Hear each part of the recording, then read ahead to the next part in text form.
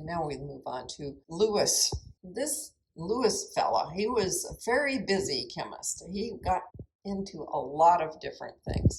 He's helped explain how these bonds could be formed by sharing pairs of electrons. All right. As a result, we have something called the octet rule. This octet rule means that these main group atoms gain, lose, or share electrons so that every atom can claim to have 8 valence electrons. Hydrogen, of course, is only going to want 2, because really what you're saying is the same thing as what I was saying when I say that everybody wants to look like a noble gas. Because these noble gases all have complete shells. Helium, because it's first, the complete shell is just 1s2. This complete shell has 2s2 and 2p6. And as you go down here, you will see the 3 has both the s and p completed, 4, the s and p completed. And if you add those up, that's 8 electrons. The s's and the p's add up to 8 electrons. So that's what's going on with the octet rule. So what he said is, and mind you, this is done on a flat surface. So you shouldn't look at anything here to constitute what the angles look like. And every dot is going to represent a valence electron. So those are going to be outside of the core electrons. We did the electron configuration so that you could see what were core electrons and what were valence electrons. So we only worry about the valence electrons. As a result, you can see here are some representations, and you can double check them within the periodic table. Hydrogen, just 1. Helium, there are 2. Okay. The nitrogen, in its outer shell, beyond the helium core, there are 5 electrons. Now you'll notice that these are doubled up in this case. That means that they are sharing an orbital. When I did nitrogen, I said it had a helium core. Beyond that, it had 2s2 and 2p3. That's a total of 5 electrons. And if I started with the nitrogen, I would just go, okay, 1, 2, 3, 4. Oh, I need to put the 5th one somewhere. And they chose to put it up above. It could be on any of them. And we do the same thing with the oxygen that we had here. Helium core, 2s2, 2p4. When we draw that, we're like, okay, I need 6 of these. 1, 2, 3, 4. Okay, 5, 6. Got it. And fluorine, helium core, 2s2, 2p5. I'm going to need 7 around it. So here's the fluorine. 1, 2, 3, 4, 5, 6, 7. And you can see this is just the same as when I was filling up the boxes. When I was in the p orbitals, I would sit there and go 1, 2, 3, and then I'd come back and double up afterwards. So you double up on the second time around. So these ions would like to have a noble gas configuration. So generally they want to have 8 electrons around them. That's why it's called an octet rule. And lastly, yes, we see that rules are made to be broken because chemistry is like that. So here are the Lewis dot symbols for some of the elements. They're showing you which ones they have put in there. You notice this is the S and the P areas that they have put the symbols for, all right? So you put the symbol, just like always, and then you put the dots, one at a time before pairing, which is just what I was showing.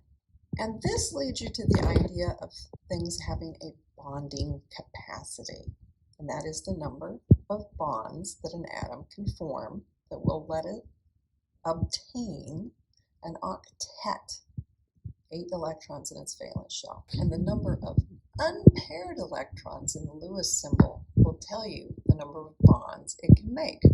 So, for instance, over here with potassium, it has just 1. It will only make 1 bond. Over here on the other side, we can look at chlorine. That's paired, that's paired, that's paired. I don't count it. It's only this one. It will also make only 1 bond. That leads us to things like saying that nitrogen, well, here's 3 unpaired ones. It can make 3 bonds, and carbon can make 4. So if you're trying to make an ionic formula, you'll go ahead and you'll make the ions first by saying, well, I know the calcium would like to lose those 2 electrons so it can look like the previous noble gas, which in this case would be argon.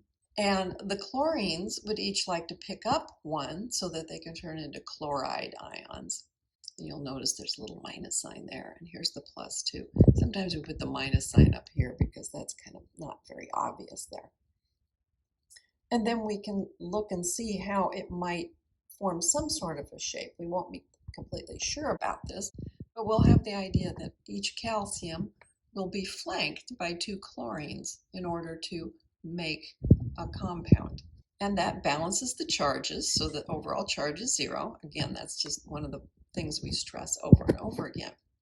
So what we find out though is because this is ionic, we don't make these as molecules. This is the formula that tells you how many, if you've got a big chunk of this stuff, that there's going to be twice as many chlorine atoms as calcium atoms.